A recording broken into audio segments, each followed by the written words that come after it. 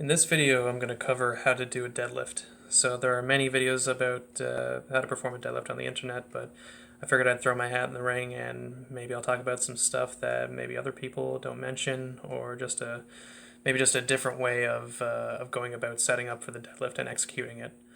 Throughout the video, there's going to be some common mistakes, some things that just to watch out for, whether it's for performance or reducing the risk of pain and injury. Just keep in mind that this is just one way of learning how to do the deadlift. There are many other ways, so feel free to give it a shot and let me know what you think. So here's the overview of one way I would teach somebody to learn how to deadlift. So in this part of the video, what we're going to do is we're going to go through the entirety of the setup, and then we'll break each portion down and basically give some feedback on how things can go wrong and some common corrections and things to watch out for. So for starting off, we're just going to take our position here.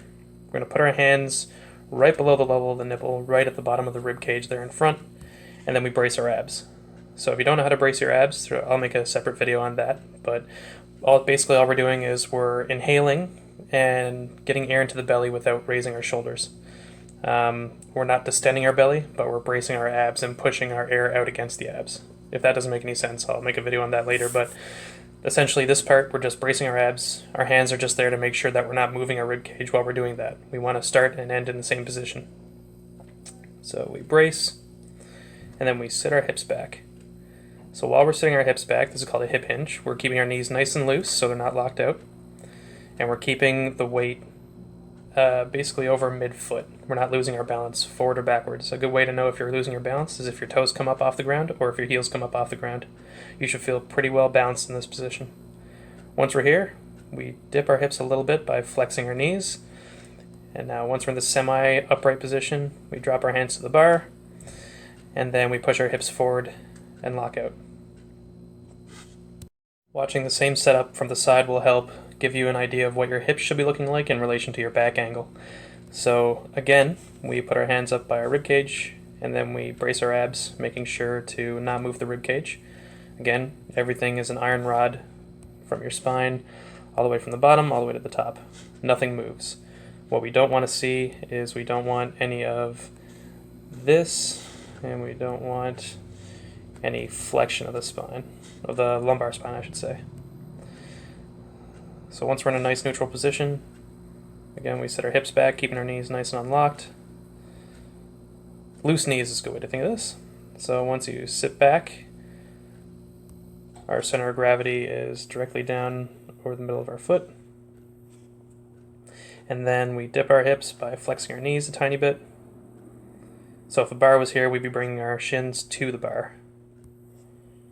Then we drop our hands, grab the bar, and then push our hips forward. So now that we know what the setup looks like in its entirety, let's look at it in the context of having a bar, or a kind of a bar setup that I got going on here. So same thing, brace our abs, don't move our rib cage, sit our hips back, and then once we sit our hips back, flex our knees to bring ourselves to the bar. Once our shins touch the bar, we drop our hands, grab the bar, keep the pressure, and hips forward. So again, same video, but from the front. So we approach the bar, we get set up, and then once we have a little bit of distance between ourselves and the bar, put our hands on our rib cage, brace our abs, don't move the rib cage, sit back and keep the knees unlocked. Then once our hips are back, we flex our knees slightly to bring ourselves to the bar, drop our hands, keep the pressure, and hips forward. What we're going to notice here is when we set up, we're going to do the same style. So we're going to bend over, grab the bar, but you'll notice the knees start to point in towards each other. So what's happening here is you're not really taking advantage of the big meaty muscles of the hip, the glutes, because one of their prime functions is external rotation of the hip, and this is internal rotation. So not only is it costing you efficiency, in some people it may also lead to pain. So definitely keep an eye on that. a common fix for this is to just make sure that your knees are pointing a little bit more out. Just make sure they're tracking along the same line as your toes. So this is the distance that you want to have between the shin and the bar when you're setting up. It's not very much, maybe like an inch, maybe a little bit more, but no more than slightly above or slightly less, depending on how tall you are. We don't want to start too far away, because I'll show you in the next video what happens when you start out too far away from the bar. So this next error has more to do with how far away you're setting up from the bar and the level of knee flexion, so how far forward your knees go in relation to where your shoulder sits. So when we're deadlifting, you have to have the bar over your shoulders, or your shoulders over the bar. It has to be in a straight line, and if it's behind the bar, you're going to be pulling back towards you, which leads to inefficiency in the movement. A vertical bar path is what you want on almost every single barbell lift. So when we get set up to the bar, we're really far back and we flex our knees, and now you can see the bar is way out here and our shoulders are way back here. Meaning for us to lift the barbell straight up, we have to first pull it back and then up, which will lead to a lot of power loss straight off the bottom and possibly lead to pain. So out of all the errors that I've shown so far, I think this one in particular is the one you need to watch out for the most, because this one usually has the highest prevalence of injury. It has more to do with your back angle than what your knees or hips or shoulders or anything like that is doing. So what we do is we set up, and then when we actually deadlift the bar, we're using our back more than our hips. And at the top, you'll see this over-exaggerated lumbar curve. And we really don't want that, because you're kind of compressing all the vertebrae in your lumbar spine by doing this. And this is usually alleviated by the lifting cue hips forward rather than trying to deadlift the barbell back, if that makes any sense. Another way of fixing this is to work on your abdominal bracing so that you have more of a straight line rather than letting your belly become distended and the back do pretty much all the work here. Really watch out for this one. Again, just to reiterate on the last error that I showed, this is really how it should look when you're deadlifting. Once your abs are braced and your hips go forward, you should be moving in pretty much a straight line, so your back becomes perfectly neutral in the way you first started before you set up down to the bar. The reason why I get people to put their hands on their rib cage is because when I tell people to brace their abs, they either crunch their abs and end up in a flex state, or when they take their air in, they distend their belly and raise their shoulders up. So this one here, I'll show what happens when it looks like you crunch in. So take our abs in, then we brace in correctly like this. This is an over-exaggerated position, but the reason why we keep our hands on our rib cage is because it allows us to feel any movement that goes on between our ribs and our abs.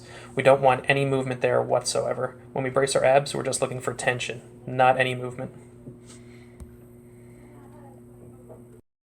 So you're going to see the opposite of the previous part of the video where the person was trying to engage the abs and they ended up crunching in. This person is going to take a breath in and raise the rib cage and kind of do the opposite and open up the abs, which is also something we don't want because we don't want distended abs. So here's what that looks like. So he takes the breath in and rib cage flares up and you're kind of in a bit of thoracic extension. So because you're in this position, the abs down here don't really have much contraction going through them.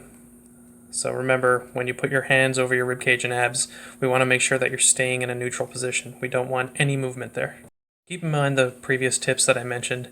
You want to train like that for pretty much every time you deadlift. We want to ingrain that into muscle memory and be able to perform the same exact kind of setup and tips and to keep the same form even when the weight gets heavy. So in this video, it's kind of putting it all together for me. This is about, I think this is 225 kilos, so somewhere around the high fours, low fives, so probably 495 pounds or something like that. But you'll notice when I set up, it's similar kind of concept. So I'll bend over first, grab the bar, and then bring my knees to the bar. And you'll notice the back angle doesn't change at all. It's mainly a hip movement. So once I get set up here, I'm going to bend over at the hips, grab the bar, and then bring my knees to the bar. And you'll notice before I pull, the shoulders are right over the bar. And then comes out the floor, and back angle does not change. And at the top, you lock out by pushing the hips forward, not by arching the back.